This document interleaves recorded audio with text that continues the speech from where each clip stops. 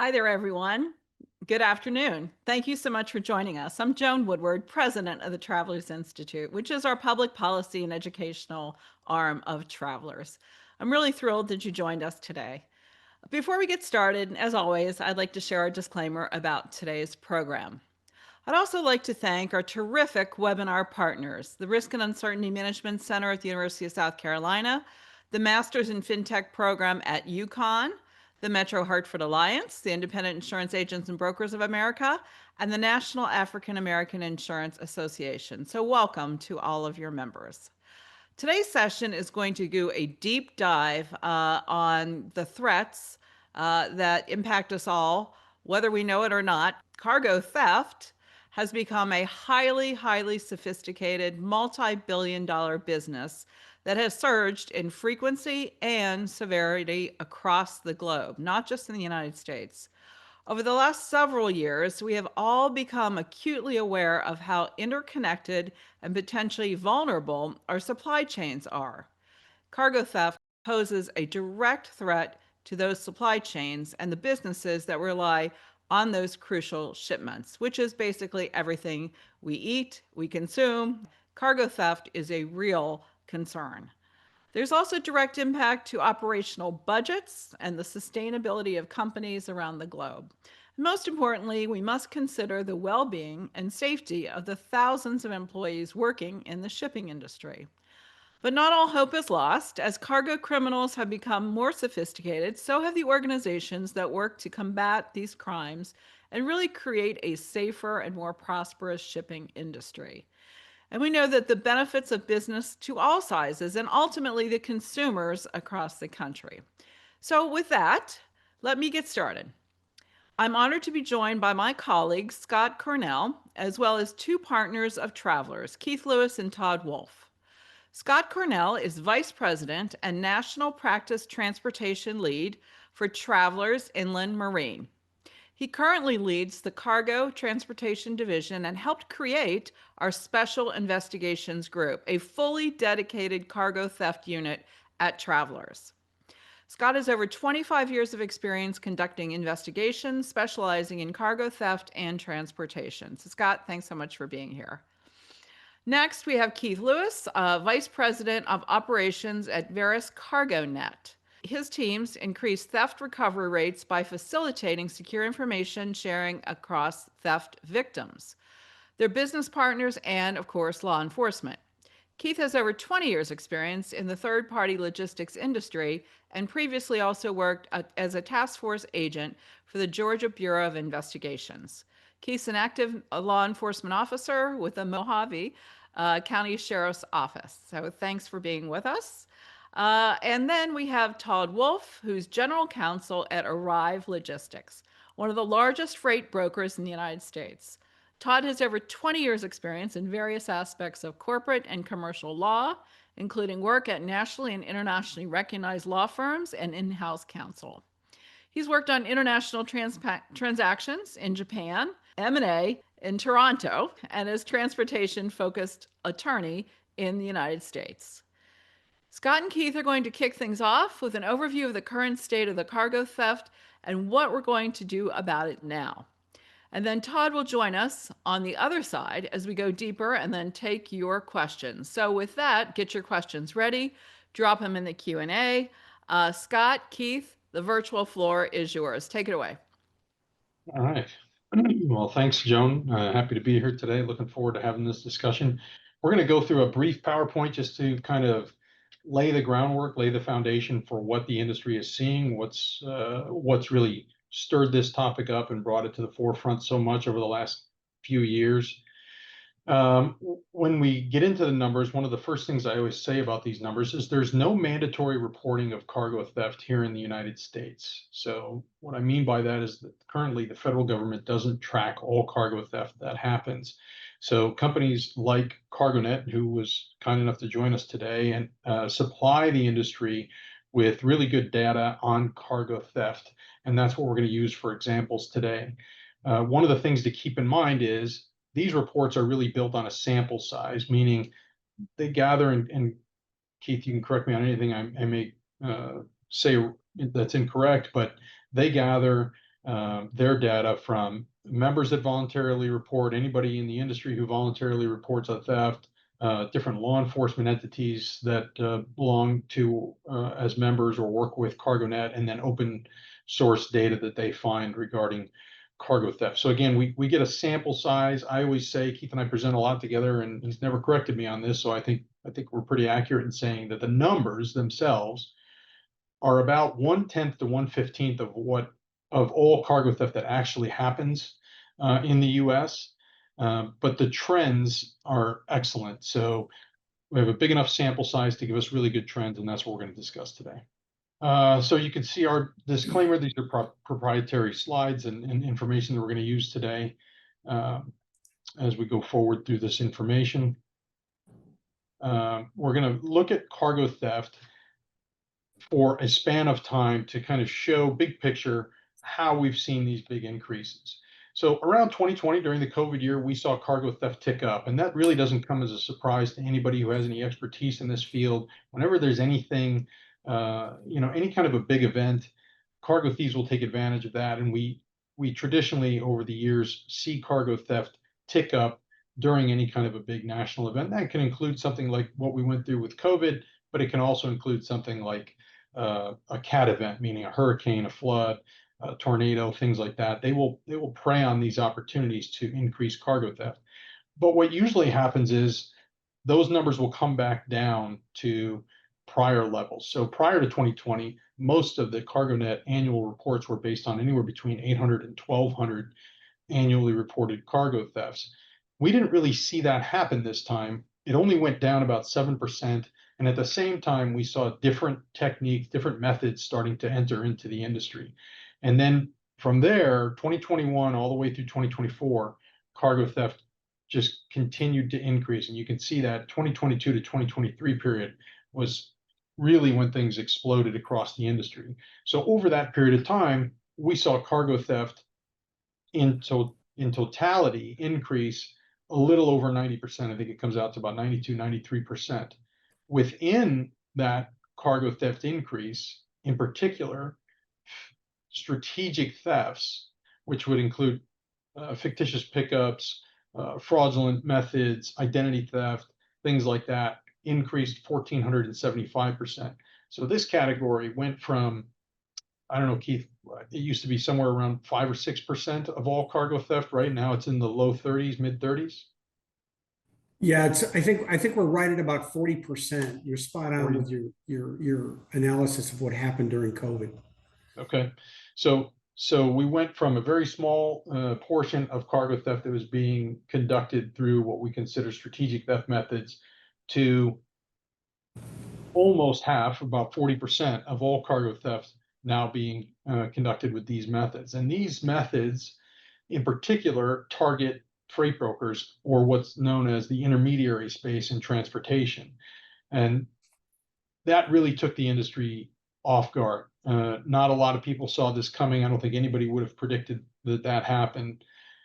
And what it did here additionally is now, because of the use of these strategic cargo theft methods, cargo thieves can essentially be anywhere and target freight anywhere.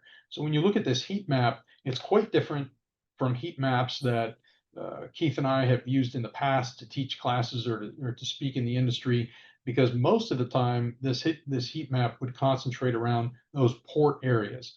Southern California, Texas, Florida, Memphis, and Illinois were always hot spots because they're basically an inland port due to the heavy rail yards in that New Jersey and Georgia area. Well, now you see these dark spots really permeating into all areas of the country. And this really speaks to that big increase in strategic cargo theft, because they're not going to have to physically be there on site to steal the freight. In a lot of cases, they're going to send somebody there to go get the freight. So now they can kind of target the freight wherever it is. They don't have to concentrate on port areas or those particular areas when they want to target a specific commodity. The comment I always make on this is the LA Basin area, Scott, that used to look like a basketball, and now we're at an egg shape because the theft is spread out through Riverside and San Bernardino County. Right, and it spreads 2/3 of the way up the state now at this point. So when we look at cargo theft by commodity, I always say, using air quotes, when all things are normal in cargo theft, food and beverage will be your number one targeted commodity. It's easy to steal. People don't usually see it or interpret it as one of the most targeted commodities. People tend to think of electronics or clothing or things like that first, but it's really food and beverage that's the primarily targeted commodity. It's largely untraceable. They monitor what the industry does, how the industry reacts to things. They know that, if we steal a trailer of frozen meat or seafood, there's only going to be so much pursuit around that type of freight, because even if it's recovered, there's going to be questions around needing that to be destroyed. That can't be put back in the supply chain. Food is largely untraceable. We always say that, there's no barcode on frozen chicken. You don't activate a warranty for snacks over the internet, things like that. So this is a targeted commodity for them. What's something we always talk about with cargo thieves is they're excellent at pivoting and knowing what to steal and when to steal it. So as an example, during the COVID year, household goods really shot up because we were all at home. They knew that. They took advantage of that. In 2021, we were told that there was going to be a shortage on chips. So electronics really bounced up during 2021. And then when things started to normalize in 2022, food and beverage jumps right back into that leading spot. What's interesting for the 2024 numbers is you see food and beverage is still the number one targeted commodity, but it declined, and almost every other category on the chart increased. And Keith, you always talk about this when we work together on this stuff. This is the line I think you hate that I use all the time is you can only sell so many macadamia nuts in the macadamia nut store. So what the criminals are very good at is knowing what the market wants, and that's what they'll steal. So if they flood the market with food products, there's the demand for those comes down, and their, so to speak, bad guy supply chain, their off ramp of how they move the stolen goods. So they'll move to other goods, and all of a sudden the folks that are in, say, the food and beverage business amp up their security protocols. Maybe in another one of those categories, there's still an opportunity to go out there and take whatever they want, as we see with metals, with just this year alone in the metal vertical. Yeah, and I think when you see that spreading as well, you notice in particular that I think this matches that heat map that we showed. Cargo theft can now be targeted anywhere. So when you see that food and beverage category come down a little bit, you can see that, hey, this new increase in strategic cargo theft really allows them to target different commodities anywhere they're being moved. And so we're seeing that spread out and that increase in some of those other categories. When we talk about the vernacular around cargo theft, there's really two categories of cargo theft. There's what we call straight theft, and there's what we call strategic theft.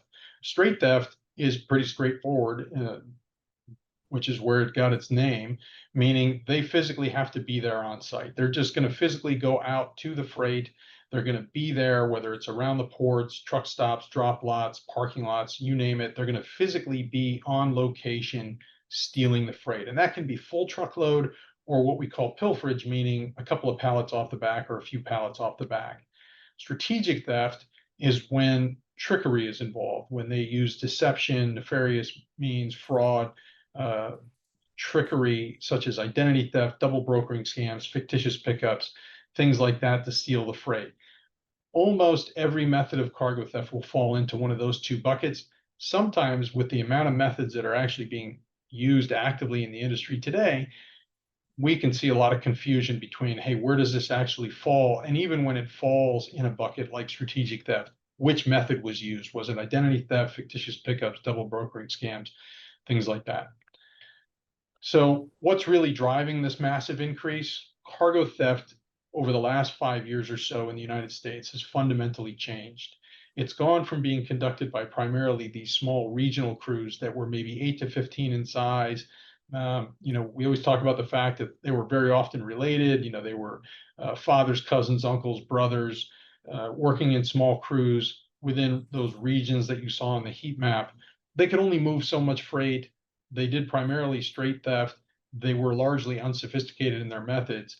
To now, from 2020 on, we're seeing massive international crime rings involved in cargo theft. And so when you look at, these numbers were supplied by Verified Carrier, they show that a lot of the attempts they're seeing to deceive their vetting process are coming from these top countries on this chart.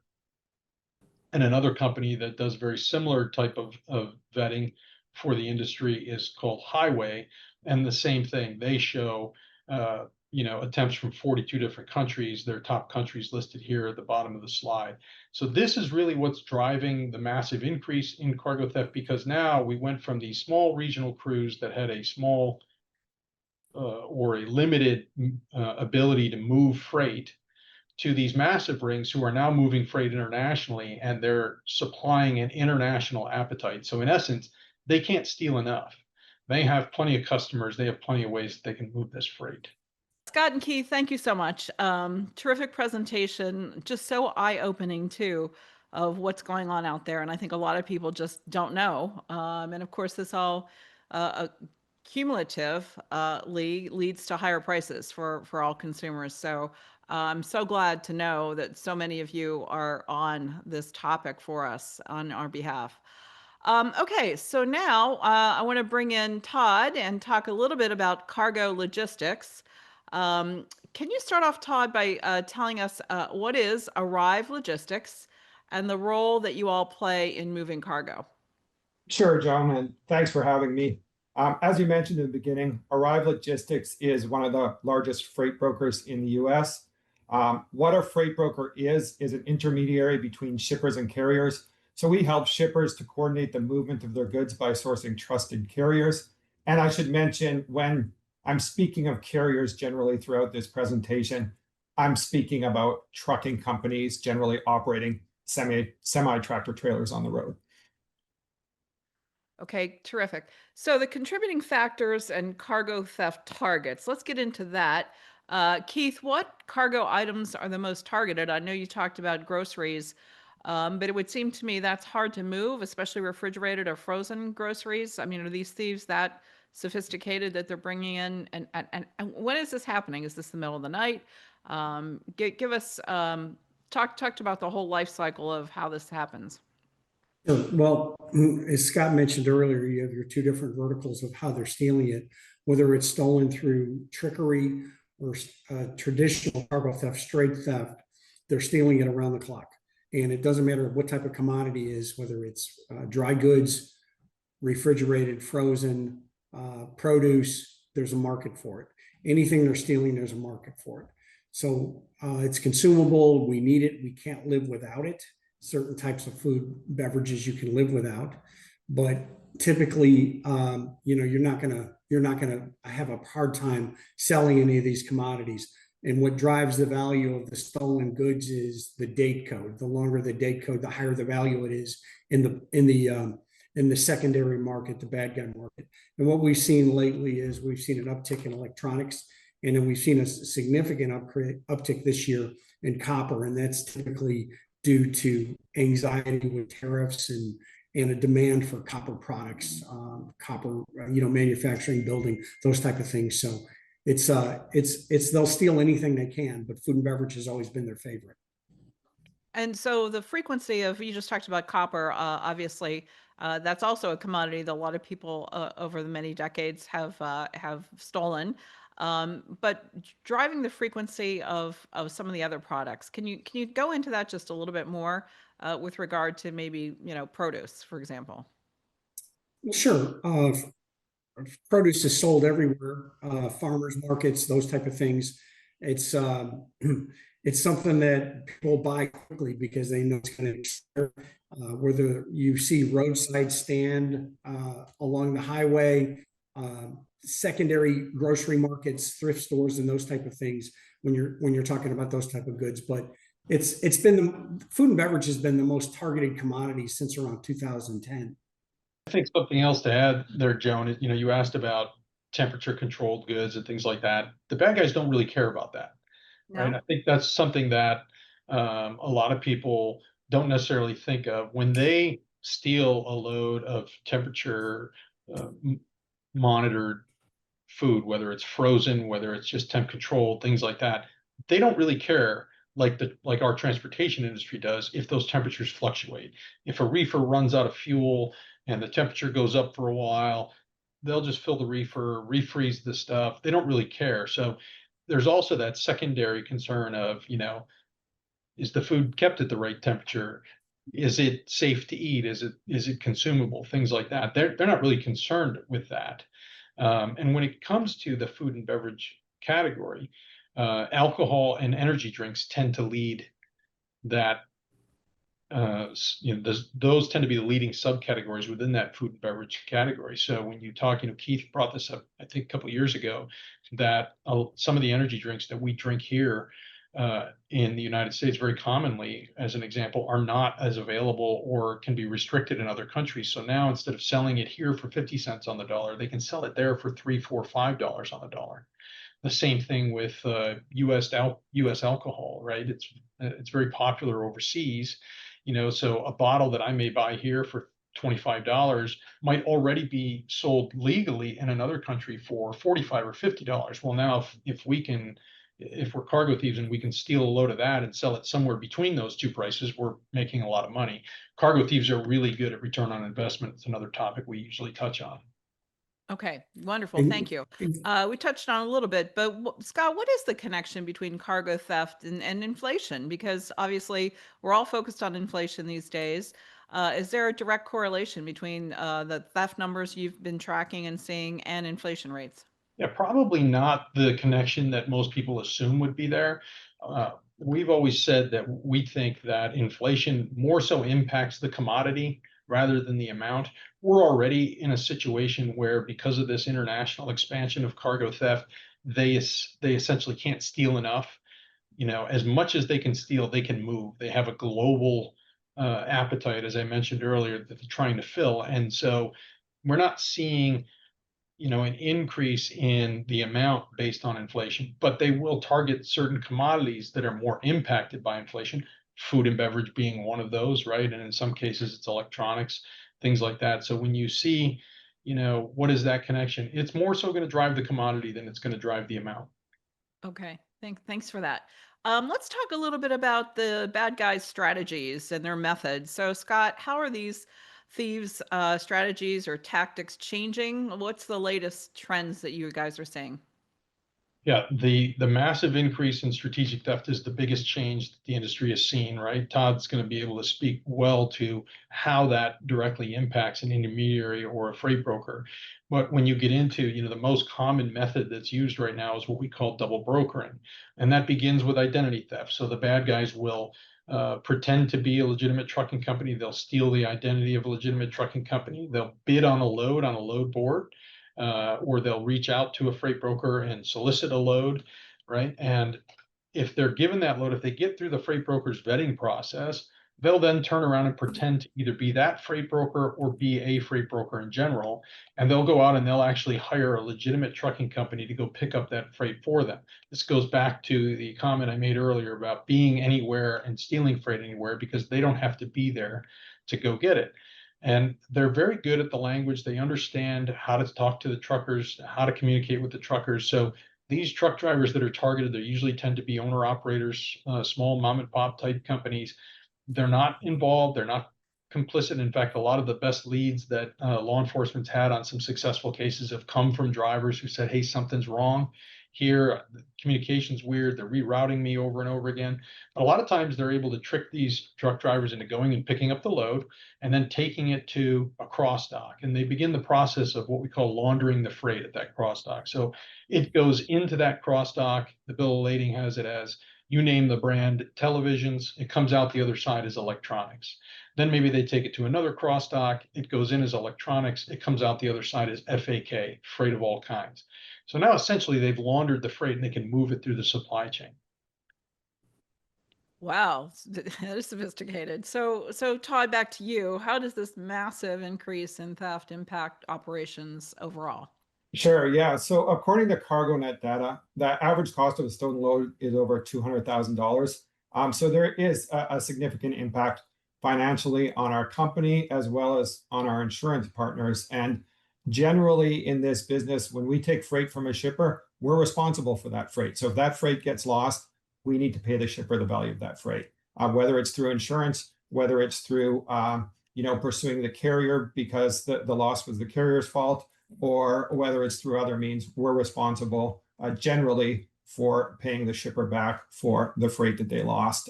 So it has a huge impact on our business. And beyond just the cost of the load, there can be lost or strained customer relationships.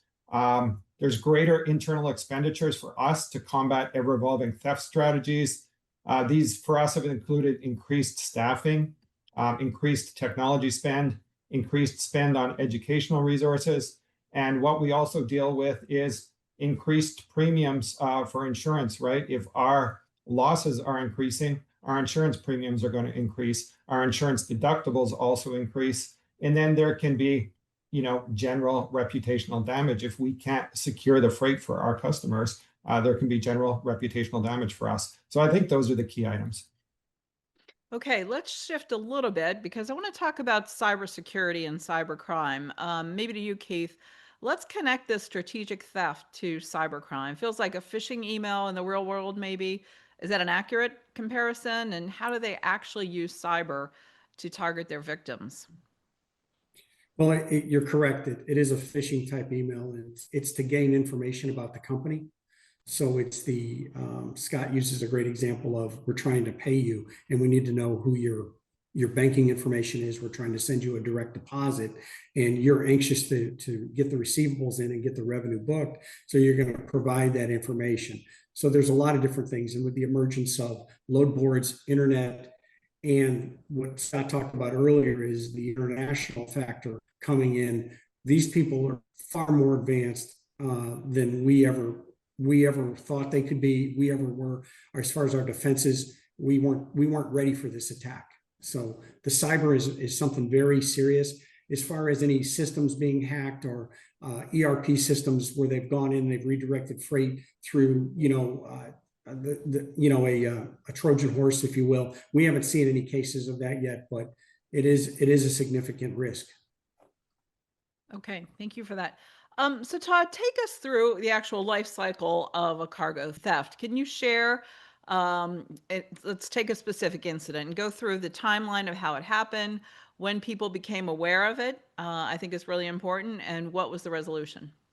Sure. Yeah. So both Scott and Keith sort of touched on these phishing type attacks. What can happen to brokers like us is we'll have one of our carriers will suffer from a phishing attack. We don't know about it. They don't know about it. Through that phishing attack, a bad actor has gained access and control of that carrier's email, and they'll be emailing us about potential loads, or they will gain access through those email credentials to our load board and be able to book a load off of that. What they then do is get their hands on that load and steal the load. Now, since they're posing as a legitimate carrier in our systems, we're not going to know right away that this has happened. And we generally become aware of it because we're for a good number of our loads, we have tracking on those loads. And we have a tracking team. So we'll notice that load is not, for instance, going in the direction that it's supposed to be going. Another way we get alerted to this is we will contact the carrier for updates on where the load is, how things are going, when they expect to deliver, things like that. If the carrier ghosts us, if the carrier is no longer getting back to us, that's suspicious to us. So at that point, our carrier reps, our customer reps, they will involve our internal risk team. They'll notify that internal risk team. They're trained to do it as soon as anything that might be suspicious arises for them. And our internal risk team will contact law enforcement. They'll contact, Scott mentioned Travelers Special Investigations Group. They'll contact teams like that, get their assistance to track and recover the load. And we're often very successful, believe it or not, in recovering these loads, but sometimes they get recovered, sometimes they don't. Okay, so then Scott, let's take that last point. What is the response when there is an incident or a suspected incident? For Travelers clients, we have a unique service that is unique to Travelers called our Special Investigations Group. Started this team in 2005. DZ Patterson, who currently runs the team, and myself were the first two members of that unit, and it's since grown to roughly 15 members that DZ oversees now. It's actually on the claim side of the house. They work directly with claims, but we often teach our clients, hey, this is a resource that's available to you. This cargo theft team is available 24/7, 365. So we educate the clients. We do quarterly webinars where we sort of onboard new clients, make them aware of these services. We have a Travelers Innovation webpage where we look at various vendors throughout the industry that might help prevent cargo theft. CargoNet is an example of one of those. Verified Carrier, a couple other ones that are on our innovation page where we've gone out, we've vetted these services or products. We bring those to our clients as potential solutions to help prevent the cargo theft.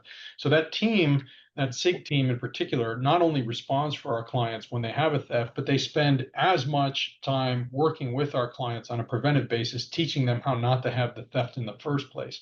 So, myself, I've spent time with Todd and his team down at Arrive, working through their process of vetting carriers, which is part of the issue that he mentioned earlier that they have made a lot of improvements on, and we'll teach them, we'll bring resources to them, we'll work with them. So that response is what a Travelers client would get. Obviously, always first reported to the police, right? So you're always going to first make your report with law enforcement, and then after that, if you're with us, you would report it to us. If you're not with us, then you need to have a plan in place. You can't figure out what you're doing while the theft is happening. You have to have a plan in place ahead of time. Who do you call? Are you a member of CargoNet? Can you call CargoNet? Do you have private investigators? And there's a very short list of private investigators that really know how to do this type of investigation, right? So do you have that list? Do you have the contact information for the law enforcement task forces, such as California Highway Patrol CTIPS task force or the Miami-Dade task force? So that you're not just calling the general switchboard for law enforcement, you're calling the unit or the officers that specifically address this type of crime. So a well thought out incident response plan well in advance, right? Well in advance, and then practice it. Do tabletop exercises twice a year. Pretend you have a theft. See if everybody knows what their role is and how to do it. Wonderful. Okay, so let's continue to talk about preparation, Scott. What are the factors within our control and which factors and market dynamics that are just outside of anyone's control?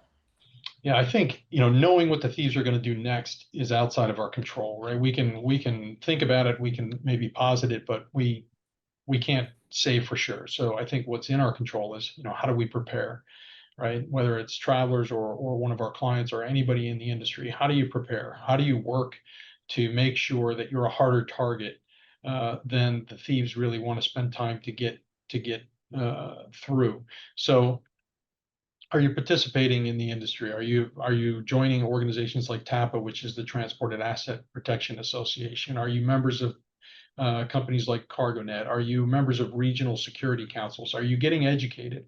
I think one of the things that we talk about often that is well within our control is educating, being up to date on the most common methods, on the latest methods. You asked about phishing emails earlier. A year and a half ago, we were seeing that once every couple of months. Now that's a daily thing where they're sending out social engineering based emails, phishing emails to try and get somebody to click on a link so that they can get passwords, create email accounts, things like that. So all those defenses that you can put in place, education, making sure your staff is educating, making sure that you're working with your partners in the supply chain, like Arrive, working closely with their shippers or their carriers to prevent cargo theft. That's what's within our control. What the thieves are going to do next or how they're going to attack the supply chain next, that's out of our control. We can be as prepared as we want, but we're never going to know for sure. Okay, thank you for that. Keith, I want to pivot a little bit and talk about railroads because railroads, rail cars, obviously they ship a lot of our goods across country, across the globe. What do you think that rail lines themselves can do better to manage the cargo theft risks? Well, first off, they really need to have better transparency in their reporting. They don't report our numbers don't include rail thefts, but they are making progress on it. They just went public with the three major rail carriers in North America had 65,000 cargo thefts last year, rail thefts, if you will, just last year alone. Transparency, they are doing everything they can. You have to remember it's a tough situation for them in their defense. Hundreds of thousands of miles of track line in the middle of nowhere. I've worked investigations on rail lines through the sheriff's office, and we couldn't get to the rail line. We had to use a drone to get out there to see that the trailer doors were open. So it's a very difficult situation, but I'd say transparency and reporting. Obviously they should, they could beef up their staff a little with more folks. They are hitting on cutting edge resources like drone deployment. Every train has a drone on it now, or if something happens, they can hit it with a drone. When the train stops, it's at risk. Somebody can jump on it, cut a brake line, the train stops later on down the line, and then it's at risk for all kinds of different things that can happen, whether it be a terrorist attack or any type of theft. So there's a lot of risks that they have, but overall I think they do a very good job. I would just like to see them do a better job transparency with reporting our numbers to us. The federal government gets their numbers from us when they make decisions on legislation and resources. So it would be a big help for the whole industry if we could combine all those numbers and work together on it. I think a partnership, a teamwork, more teamwork than anything else. And what's the hesitancy on their part? Is there some reason, or what's the reason that they give for not being a little more transparent here? Well, in their defense, if they report a theft, they're saying, "Hey, I have a problem." They're in business. They're saying our business, our track line. It's not like they can say, "Well, we were, somebody broke into someone's trailer on our track line." It's their theft. So I can understand their hesitancy to go forward with these reports. It's almost like, why would you want to put, your bad business on the street? Yeah. It's interesting. Okay, let's talk about the good news, mitigation, becoming more resilient for companies. So, Scott, let's go to you. How do we advise our clients to become more resilient, less susceptible? How could we prevent them from being a target, maybe in the first place? Are there strategies and tactics that we advise our clients? When we work with our clients, we work on a layered approach for prevention. It's three key layers. The first one is always best practices and procedures, really, and that really involves something we talked about earlier, which is education, understanding the threat, understanding the problem. So we'll walk them through an educational process. We'll help educate their staff. We've gone down and spent time with clients where they rotate their staff through a training room, and we spend a whole day there doing the same presentation over and over again with different members of the staff to get them all educated. We're not trying to make them experts on it. We're just trying to create a little bit of what we kind of say is a spider sense, right? To realize that something might be wrong here. This is something that I saw in that training.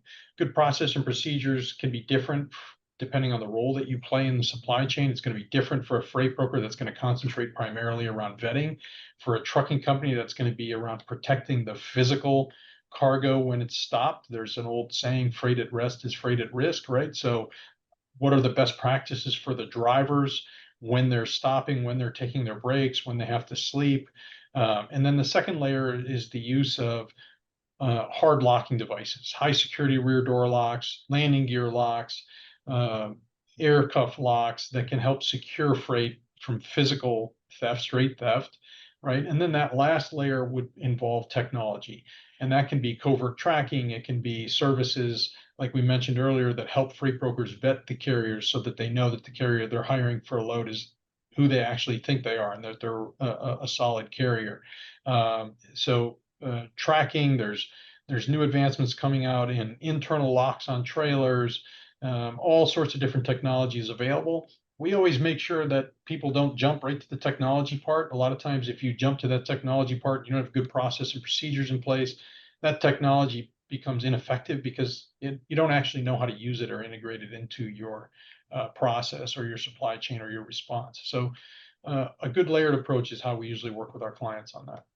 Okay, let's go to you, Todd, because obviously your company, Arrive Logistics, works very, very hard to mitigate this cargo theft risk. So can you take us through that? Sure, yeah, there are a number of things that we've done. So this year we created actually a new risk group with a team that's dedicated entirely to theft prevention and recovery. So a lot of the things that Scott was talking about, we have an entire team in place for that. We also have IT team members that are focused on keeping bad actors out of our system and our network. We have our own in-house transportation management system. That's essentially the system where we match the shippers with the carrier, and we monitor pickup and the transport of the freight and delivery and all of those good things.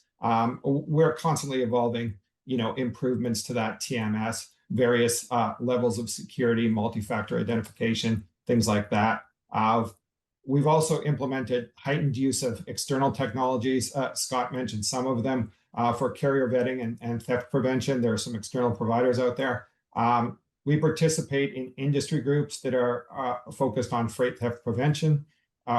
We also have a close working relationship with our cargo insurer, as mentioned earlier. And we have built, extensive law enforcement contacts that allow us to respond more quickly to the thefts. And lastly, Scott did touch on this, but education is a big point for us. And we have a consistent flow of tips and actually short videos that we'll push out to our sales teams, showing them how we have actually prevented thefts or attempted thefts and what kind of some of those red flags are, so they can learn kind of in the trenches how to combat cargo theft from actual scenarios that have occurred at Arrive. All right, thank you. That's a lot, and you're very, very focused on it. So thank you for that. All right, we're going to go to audience questions, folks. So throw that in the Q&A down there, and we're going to get to as many as we can. Scott, I have one kind of wrap-up question, though. What can be done from a legislative or a policing standpoint to reduce this kind of crime? Yeah, if there's a glass half full scenario, we have seen this increase get a lot more attention, right? So our government affairs division, as an example, has made us aware a while ago that there's a bill currently in process called the Corca bill, which started off as a retail crime bill, but then was, after speaking with the sponsors for that bill, has now moved to include cargo theft language. So, a bill like that, if we just use that as an example, and there are two bills around this, but the Corca bill seems to be the one that has gained the most legs so far, is one that would call for a federal task force around cargo theft. And then, as we know, a federal task force is going to work with local law enforcement and be able to boost local law enforcement's response around cargo theft, and then dedicated prosecutors for that crime that would gain experience in working those types of cases. So there's some legislation that's, on the table that seems to have some good legs, and that would bring a lot of resources to the industry. There's a ton of industry support behind that bill from all the various transportation committees and organizations, including, I mentioned TAPA earlier. I currently serve as the chair for TAPA on behalf of travelers, and our government affairs division is supporting that. And there's several other industry organizations that are working on that as well. Okay, terrific. Time for audience questions. So we're going to get to as many as we can. First one from Arnie Link from Argo asks, how can the gap between theft detection and immediate action be bridged? So who wants to grab that one? So theft detection, what I always tell folks is we have to get out of the reactive mode here. We seem to always be in a reactive mode when it comes to theft, and we need to work more on prevention. And we need to go more to a hunter versus prey concept of one of the things that Todd's company does very well is they have a team inside their company that actually goes out and prevents these and looks for bad actors. And the clues are there. The clues are there on every one of these cases. And if you consistently look at the clues and the intelligence that we send out and that Scott's team shares with their clients, if you take these clues and you take those and put them into an action plan, you can actually go on the offense and start sharing information with us and other logistics providers, and we can hunt these folks down. So we've got to go from being reactive to just more of let's find these folks and run them out of the industry. Yeah, and just to add a bit to what Keith said, an example of this is we'll get bombarded with fake email addresses from people looking to steal loads from us, and instead of it being Todd@arrivelogistics.com, it'll be Todd@arrivelogistic.com. So we not only have people on the lookout for this, but we have technology built to identify some of these inconsistencies between email addresses we know, for instance, we're using with our carriers and other providers, and what comes through our system. That's sort of one example of what Keith is addressing. Okay, let's stay on you then. We have this couple questions coming on the same topic, which is what is the best way to blend prevention technologies and strategies to stay ahead of the crooks? Again, back to technology, and if there's any other ways to kind of divert them from actually taking action. Yeah, so for Arrive generally, on the technology side, multi-factor identification to get into our systems. We like to use our own load board for loads as much as we possibly can. There are public load boards out there. We like to use our own load board because we can control the security and details around that. The email, the false email address or phone number identification that I addressed. One other one I can put out there is several of the systems that are available for freight theft prevention, they monitor carrier information with the FMCSA, the Federal Motor Carrier Safety Administration, which regulates carriers. And if phone numbers change, if contact information changes, if addresses change, we get alerts to those, and we can track down and see if that's a legitimate change or if that's someone trying to spoof that carrier or who has purchased that carrier's motor carrier number, which often happens as well. Okay, this is a good one on an international question. So this is from Martin Reichman. Is the theft typically cartel or mafia run or international terror theft rings, or is it really just one off? I mean, I know these bad actors have gotten very good and sophisticated, but is the word cartel or mafia come into this conversation at all? Yeah, no, it's a question that we get, right? That we've gotten for years. They're really, it's organized crime in the essence that they're organized, they're large, they're sophisticated, but these crime rings tend to concentrate primarily on cargo theft, right? Do we see some involvement of other criminal networks and everything like that? Certainly we do, but most cargo theft are conducted by organized cargo theft rings. This is primarily what they do. They concentrate on this. They have almost a niche expertise, if you will, in this area. Okay, another one coming in, interesting question from Debbie Clark. Is there an issue with fake freight companies, maybe through ID theft, getting insured and then filing false claims of stolen freight? Is that happening in today's world? We don't. So years ago, we saw some of that, right? Where nefarious groups would create a company and then they would kind of double dip. They would steal their own freight and make a claim for it. Yeah. You would see that in the insurance industry as a whole. We don't really see that much of that anymore. That's something that was around years ago, probably early on when we first started the SIG team. Methods, when it comes to cargo theft, methods will cycle in and out, right? We'll see methods that are around for a while. The industry starts to defend well against them. They kind of push that method aside, go on to another method. So that's something that we used to see in the industry several years back. We don't see that as much or as prevalent today. With that is folks setting up fake logistics companies to run receivables through, as far as running fake loads through a factoring company, or setting up a fake shipper to hire an unsuspecting intermediary to move loads, and then have a fake trucking company, and then the logistics company pays the fake trucking company. So it's kind of a circuitous route, but there are fraud techniques like that are out there that the bad guys use. So nothing would surprise me, but I would agree with Scott that we haven't seen any of the insurance type of fraud. Okay, thank you. Question coming in from Chris Raylan. What percentage of goods may be sold on Amazon or other discount brick and mortar stores are believed to be stolen cargo? Is that even a knowable number out there?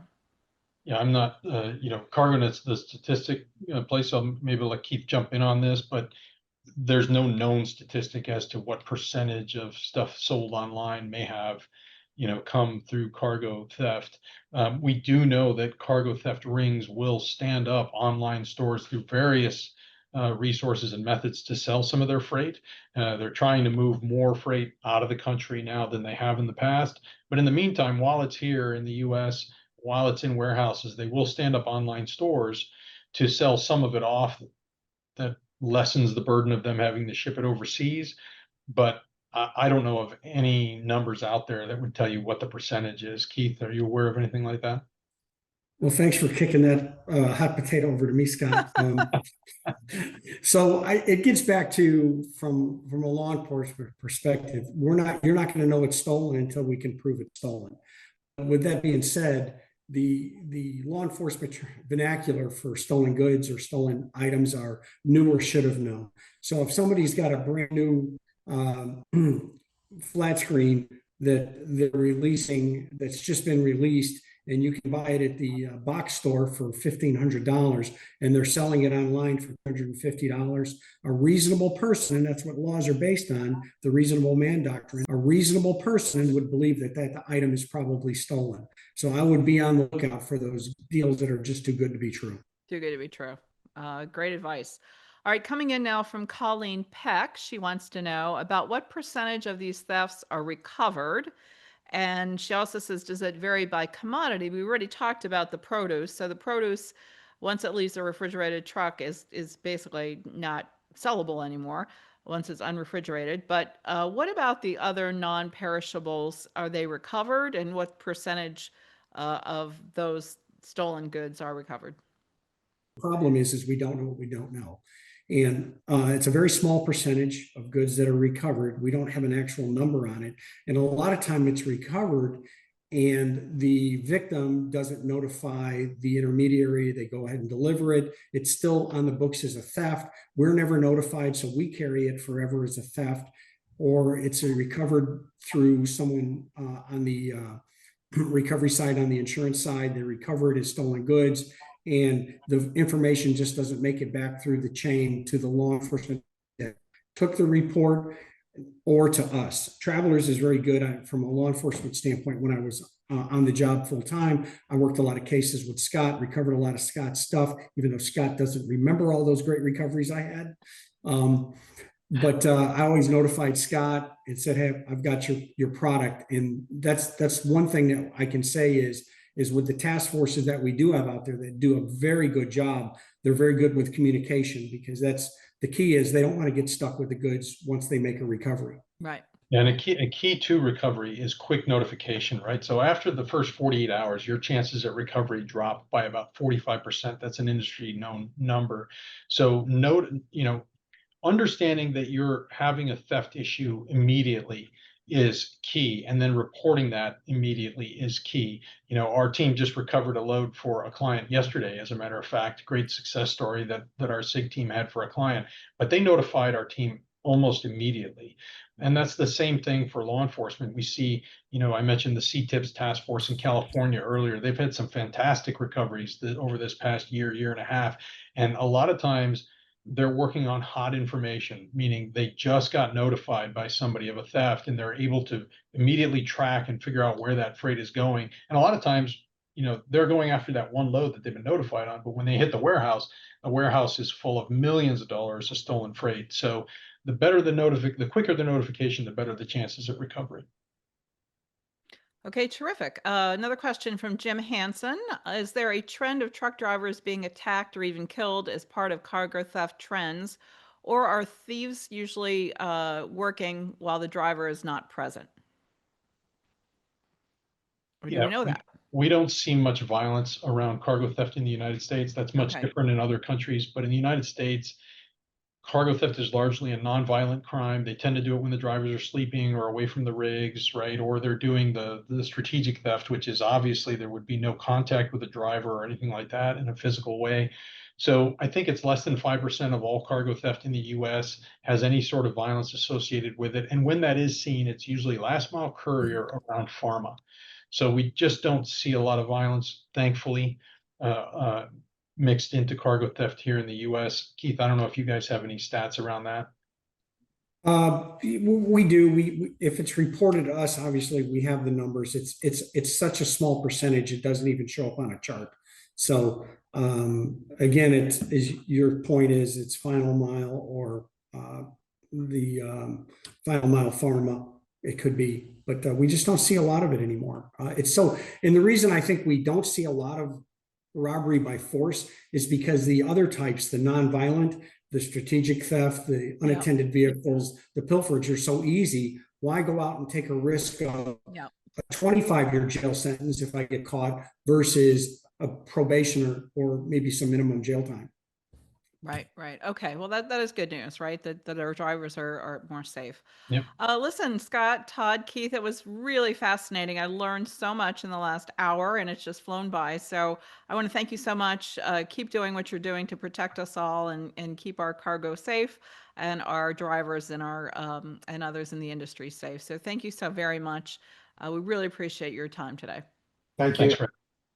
Thank you. All right, now, folks, for everyone joining us again, there's a link to our survey about today's program in the chat. Please, please let us know what you thought. I read every single comment, so please write a sentence or two. And with that, my friends, we've reached the end of our summer programming season. We're very busy, though, cooking up lots of fantastic webinars for you for the fall, and can't wait to see you again in September. So while you're lying on the beach or playing some golf, you can listen to our podcast. So we have great beach listening for you to get you through your August. And so anyone who has a golf bug like I do, I recommend the first podcast to check out is with Travelers Championship winner Keegan Bradley's mental coach. Mo Pickens joined us, and he's on our podcast now, sharing tips for developing the proper mindset to achieve success on the course and in your career. It was a fantastic conversation with him. We've also added a brand new podcast with our Chief Sustainability Officer, Yafit Cohen, who is fantastic, giving us an overview of how travelers approaches sustainability in a very thoughtful way of doing that. If you're on LinkedIn, subscribe to our podcast newsletter, the Risk and Resilience podcast at the Travelers Institute. So I know it's a very hardworking group that join us. We appreciate your tuning in throughout the year to stay informed and get ahead of industry trends. So I hope you have some downtime to rest, my friends. I will take a few weeks off. We're going to see you in September. And again, thank you so much for joining us.